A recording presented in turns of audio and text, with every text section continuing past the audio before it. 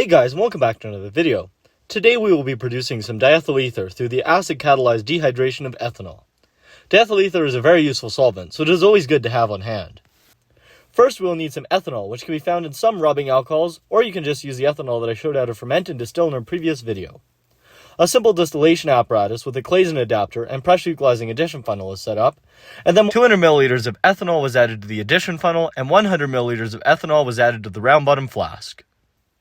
The heating mantle that we made in a previous video was also set up under the round bottom flask. Next, 90 ml of chilled 90% sulfuric acid was measured out and added dropwise to the flask over 15 minutes. This addition is exothermic, so adding it slowly is very important. This sulfuric acid is from drain cleaner, as some impurities are okay for this reaction, but the pure sulfuric acid distilled in a previous video could be used as well. After adding the sulfuric acid, a thermometer is attached to the Claisen adapter so that it is in the liquid in the flask. Ethylene gas is produced above 150 degrees Celsius, so the temperature must be kept around 140 degrees Celsius to favor diethyl ether production.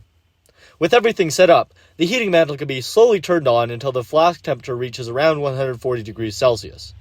Ice-cold salt water is also used in the condenser column, as diethyl ether has a very low boiling point, so a very cold column is necessary to efficiently condense the liquid. After not too long, some small bubbles were observed forming in the distilling flask, and a vapor front was observed climbing the glassware.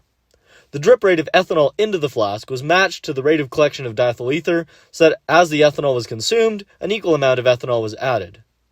After a few hours of reacting, the sulfuric acid concentration had become too low due to the production of water during the dehydration, so as the ethanol was added, it was just directly distilling over and diethyl ether production had ceased. At this point, the reaction was stopped. The distilling flask had some significant black tar, which is likely from the sulfuric acid reacting with denatonium benzoate in the ethanol. Denatonium benzoate is a very bitter compound added to rubbing alcohol to ensure people do not drink it. Interestingly, there was also an unknown oil floating on top of the black mixture. In the receiving flask, a mixture of diethyl ether and ethanol had collected. To purify the diethyl ether, a fractional distillation apparatus was set up with a thermometer at the top. The flask was gently heated until the ether began to still over around 34.6 degrees Celsius. As a side note, diethyl ether is very flammable, so this must be done in a well-ventilated area away from ignition sources. Once the temperature began to rise further, the distillation was stopped. We were left with around 200 ml of nice diethyl ether in the receiving flask and some unreacted ethanol in the distilling flask. To dry the diethyl ether, some anhydrous calcium chloride was added to the ether and left for around 30 minutes. The calcium chloride absorbs any water present in the ether and can be filtered off to give pure diethyl ether. Calcium chloride can be purchased as a pool chemical from hardware stores.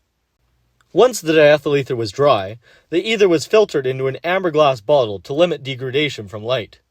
Diethyl ether will form explosive peroxides, so it must be stored in the dark and under sodium hydroxide to prevent peroxide formation. A bit of Teflon tape was also added to the top of the bottle to prevent leakage.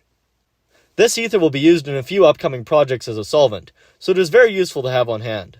I hope you guys enjoyed, and I'll see you in a future project. Okay, bye.